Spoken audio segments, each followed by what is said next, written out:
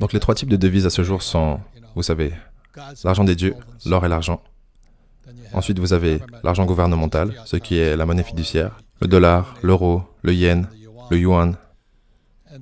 Et ensuite, vous avez l'argent du peuple, ce qui est la crypto. Vous avez été plus de 30 000 à voter oui pour une vidéo sur le Bitcoin et les crypto-monnaies et l'économie. Du coup, vous savez ce qui vous attend aujourd'hui. C'est parti. La technologie de la blockchain a été inventée en 2008 par un développeur anonyme surnommé Satoshi Nakamoto. Cette technologie a découvert le jour avec la toute première crypto-monnaie inventée au monde, Bitcoin.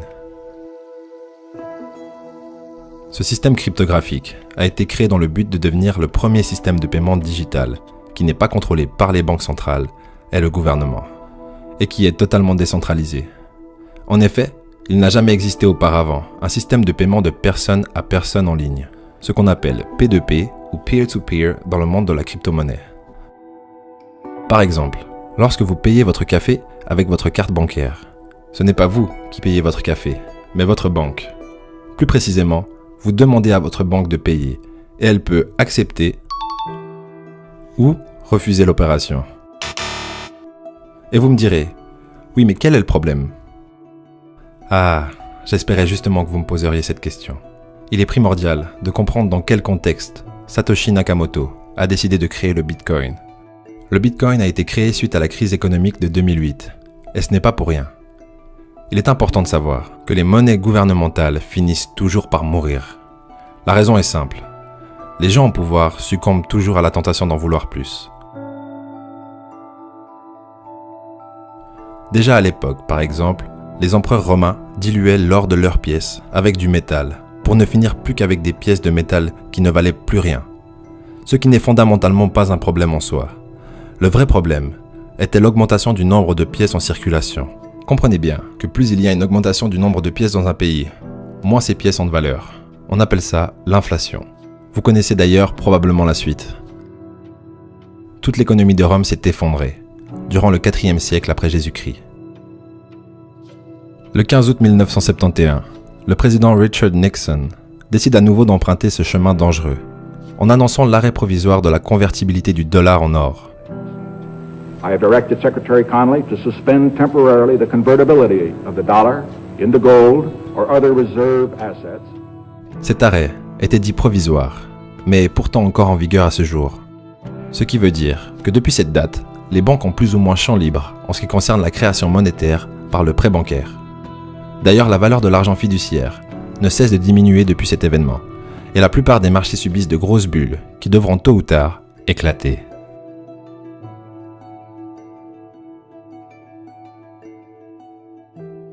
Du coup, comment se protéger de l'hyperinflation et de l'explosion de ces bulles qu'on retrouve sur la plupart des marchés financiers ?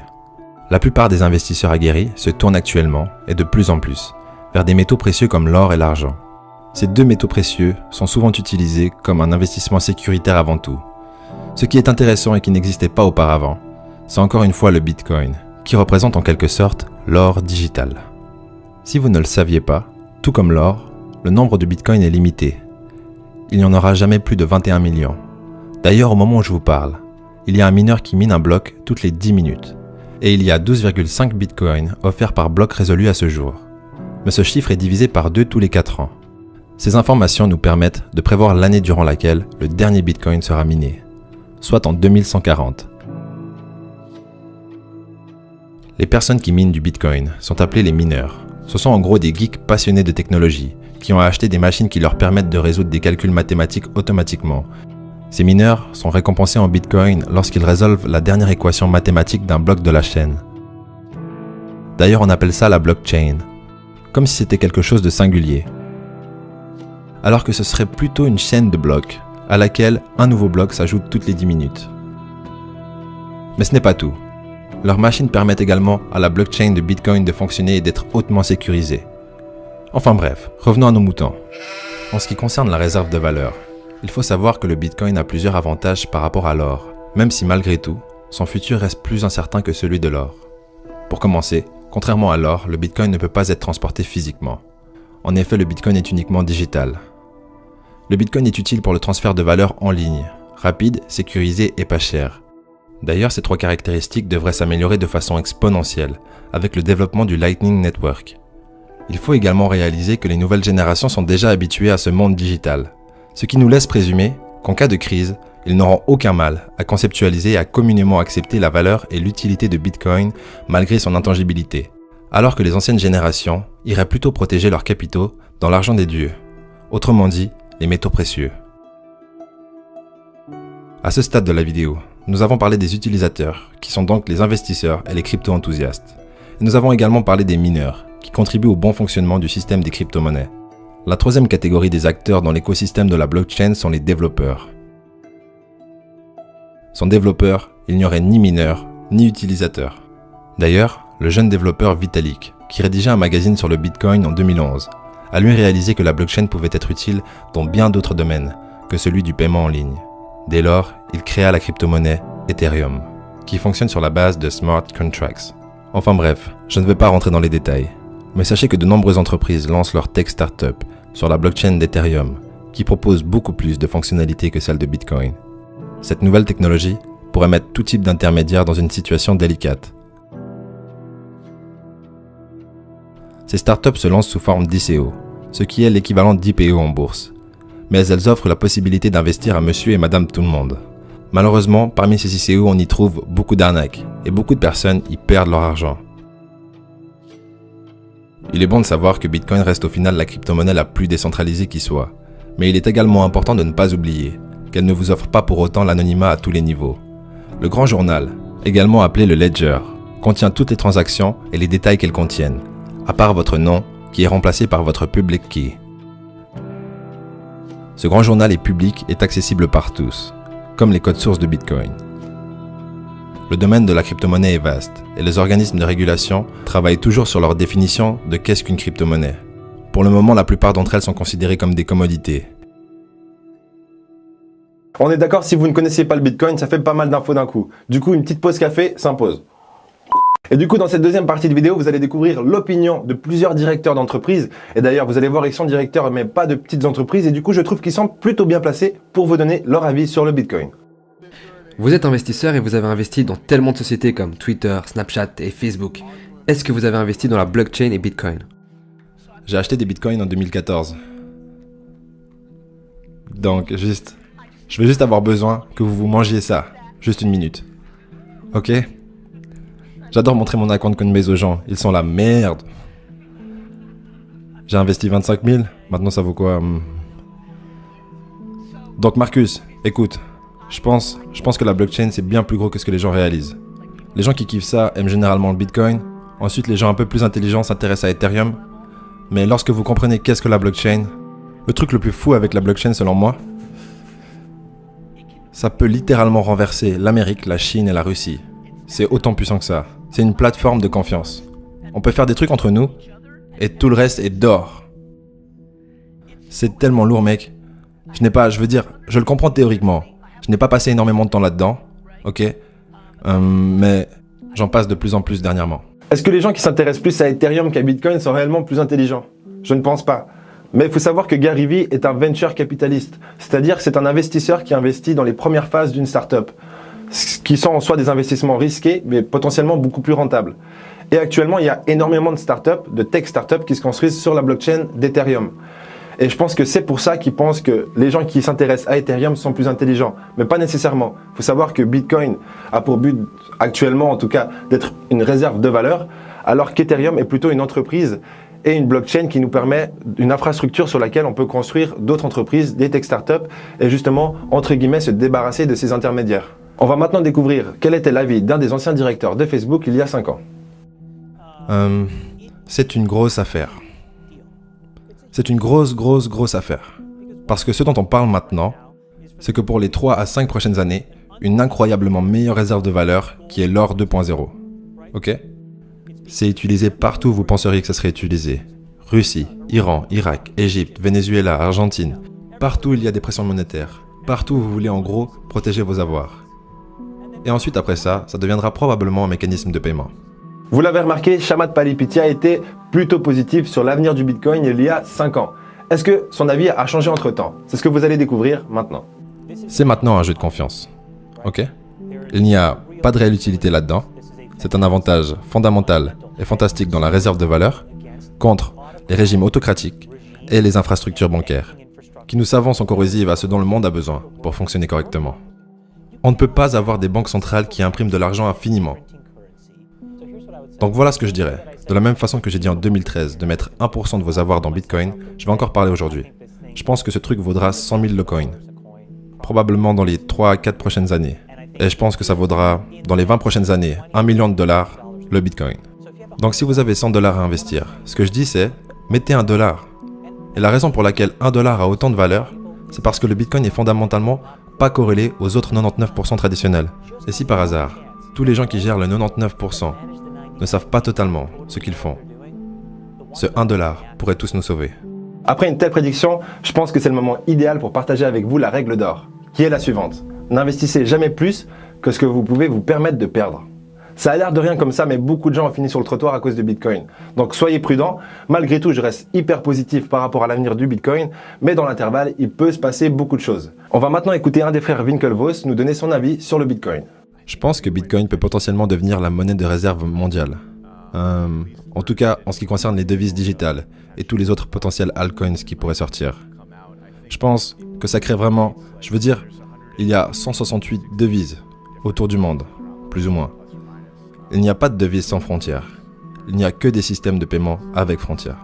Je pense qu'Internet a été en manque de paiement depuis le début. Et il aurait été ajouté.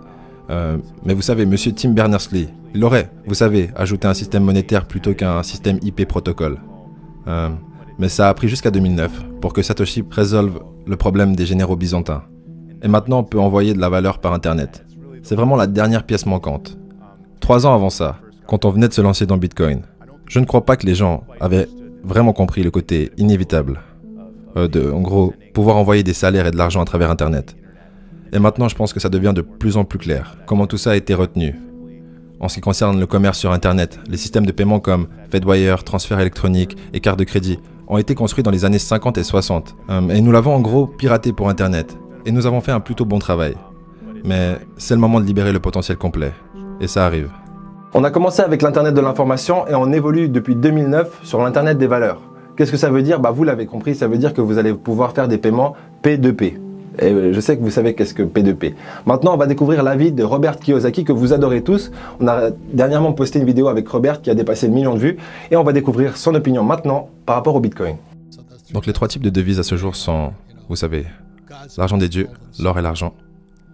Ensuite, vous avez l'argent gouvernemental, ce qui est la monnaie fiduciaire, le dollar, l'euro, le yen, le yuan. Et ensuite, vous avez l'argent du peuple, ce qui est la crypto, ce qui est en soi la blockchain. Mais je suis d'accord avec vous. Ceci n'est qu'à ses débuts pour le moment. Et ce gars Warren Buffett et son ami Charlie Munger, ils appellent la crypto-monnaie le poison à rats. Mais ce sont des gars qui, je veux dire, ce sont des gars intelligents, mais ils n'ont pas investi dans Amazon ou Apple non plus. Et maintenant, ils sont de retour pour ça. Et ils investissent à fond dans Amazon et Apple. Donc ils appellent la crypto le poison à rats, mais en même temps Singapour, qui est un endroit très sophistiqué, qui est dans une nation insulaire bien gérée. Ils ont des obligations en Bitcoin et tous ces trucs par le gouvernement. Donc, je pense que lorsque je me penche sur la crypto, je devrais plutôt parler aux personnes qui savent de quoi elles parlent. Pas un tas de vieux gars comme moi. C'est une perte de temps. Mais la chose que je trouve vraiment intéressante par rapport à la crypto, c'est que les jeunes de votre âge, vous les minez. Vous savez, la raison pour laquelle je trouve que c'est intéressant, c'est parce que j'ai listé 3 sociétés à Toronto. Je veux dire, Toronto est sur le marché boursier de Vancouver. J'étais un mineur. J'ai commencé à miner de l'argent et de l'or. Et maintenant, votre génération a commencé à miner des bitcoins et des crypto-monnaies. Et ça va altérer le monde à jamais, d'ici quelques années. Si vos parents et vos grands-parents ne sont pas super enthousiastes lorsque vous leur parlez de vos investissements Bitcoin et crypto-monnaies, ne vous inquiétez pas, c'est peut-être normal en soi et même bon signe. Et en ce qui concerne l'exploitation minière virtuelle, il faut savoir que c'est exactement comme avec l'or. Plus vous minez de l'or, plus c'est difficile d'en trouver et d'en miner. C'est pareil avec le Bitcoin. Plus vous minez du Bitcoin, plus c'est difficile d'en miner, simplement parce que les calculs que résolvent les machines sont de plus en plus difficiles à résoudre. On va maintenant découvrir l'avis du directeur de Twitter et de Square. On a eu un débat déchaîné toute la journée ici sur la scène à propos de Bitcoin et les crypto-monnaies. Et vu que vous êtes là, et que Ken Chenault était également là plus tôt dans la journée, aussi dans le domaine du paiement, quel est votre avis sur le Bitcoin et les crypto-monnaies? Est-ce que c'est une fraude?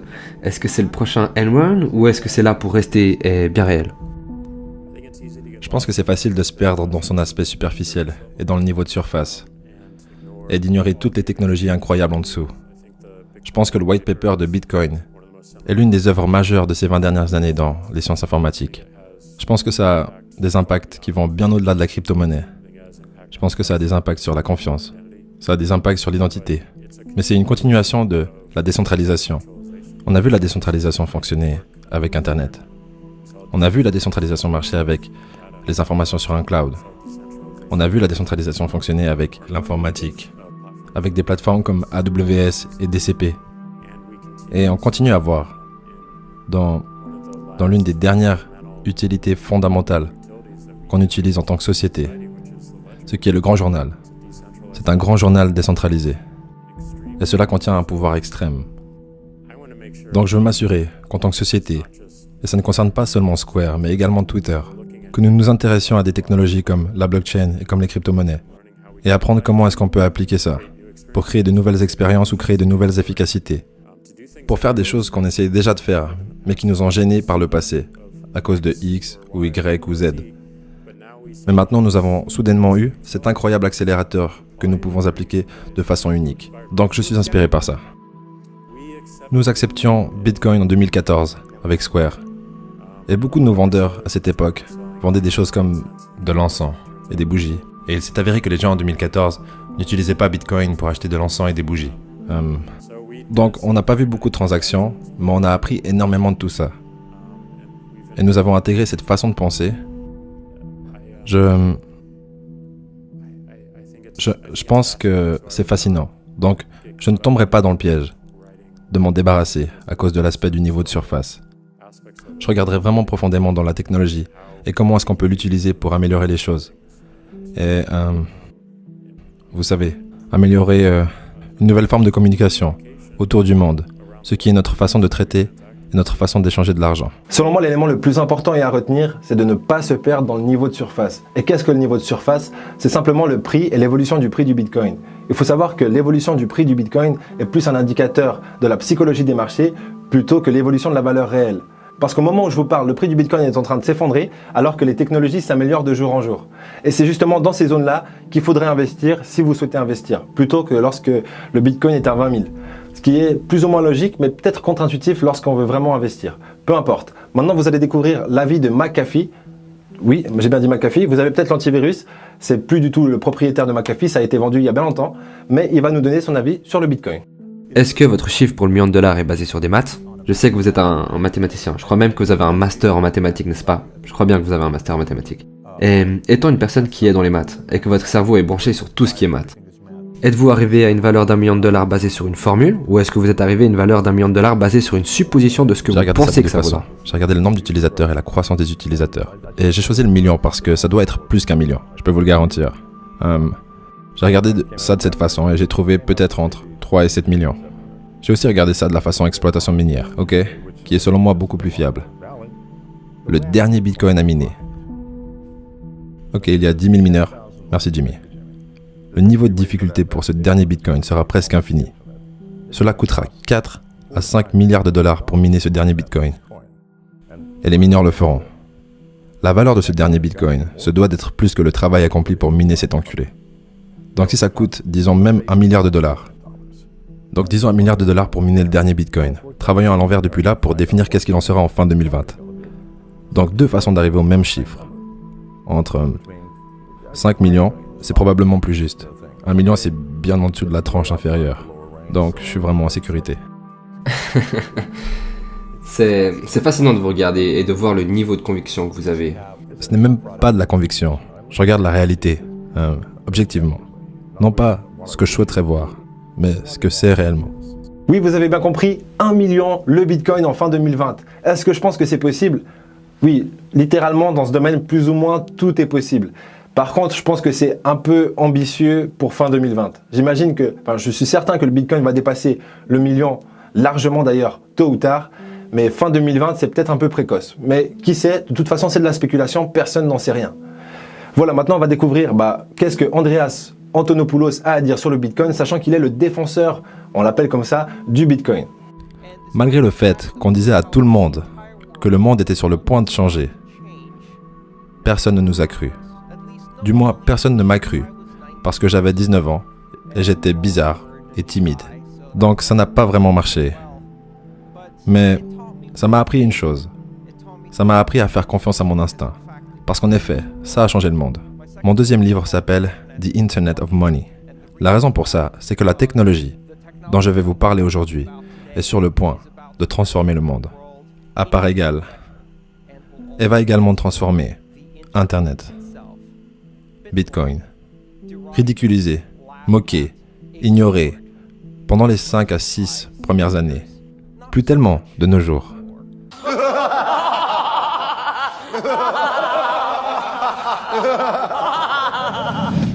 Les gens commencent à s'y intéresser, exactement comme avec Internet. Les choses qui étaient auparavant impensables sont maintenant pensables. Les gens commencent à remarquer qu'il y a quelque chose de plus que ce qu'on leur a dit. Et qu'est-ce qu'on leur a dit? Vendeurs de drogue, pornographeurs, criminels. Devinez quoi? C'est ce qu'ils ont dit à la première conférence en 1993 à propos d'Internet. Ils avaient tort à cette époque, ils ont tort maintenant. Et dès le moment où vous commencez à parler du Bitcoin et penser au Bitcoin, ça fait remonter une question vraiment difficile. Qu'est-ce que l'argent? Et la plupart d'entre nous, il s'avère que de toutes les conversations avec des milliers de personnes que j'ai eues autour du monde, n'ont aucune idée de qu'est-ce que l'argent ou comment est-ce que ça fonctionne. C'est l'une de ces technologies qui est tellement ancrée dans notre culture qu'elle est devenue complètement invisible pour nous. Dans les faits, nous n'avons même pas besoin de penser à l'argent, à part si ça s'arrête de fonctionner. Le Bitcoin fait remonter beaucoup de questions par rapport au système actuel et l'argent et justement la gestion de cet argent par le gouvernement et les banques centrales. Et du coup, je pense qu'il va y avoir beaucoup d'actualités à ce sujet dans le futur. Mais on n'y est pas encore. Ce qui est bon à savoir, c'est que déjà, il y a plein de plateformes sur lesquelles vous pouvez acheter du Bitcoin. Et sur l'une de ces plateformes, qui est l'une des plus populaires, on est d'accord, Coinbase, il y a plus de 25 millions d'utilisateurs. C'est-à-dire qu'il y a plus d'utilisateurs que de Bitcoin. Donc, tous ces utilisateurs ne pourraient pas avoir un Bitcoin chacun. Et je trouve que cet élément, rien que cet élément nous fait réaliser à quel point le Bitcoin pourrait augmenter dans sa valeur. Voilà, encore une fois, je ne vous incite pas à investir dans le Bitcoin. Faites vos recherches, faites-vous votre propre opinion, puis investissez ce que vous pouvez vous permettre de perdre. Pour ceux qui veulent investir déjà 100 € ou plus dans le Bitcoin, si vous utilisez le lien qui se trouve dans la description, vous allez gagner 10 € sur votre investissement et pareil pour nous. Donc c'est gagnant-gagnant, mais ne le faites pas si vous n'êtes pas prêt et prenez le temps justement d'étudier, de potasser là-dessus avant de vous lancer et de commencer à investir. Voilà, si la vidéo vous a plu, n'oubliez pas de mettre un petit pouce en l'air et de nous laisser un commentaire. Si vous voulez qu'on fasse plus de vidéos comme celle-ci sur l'économie, on n'a pas beaucoup élaboré sur l'économie, on pourra le faire dans le futur si vous le voulez. Putain, le mec il est parti sans dire. Au prochain épisode. Au prochain épisode. Si vous ne l'écrivez pas, il pourrait arriver que le jour suivant, vous soyez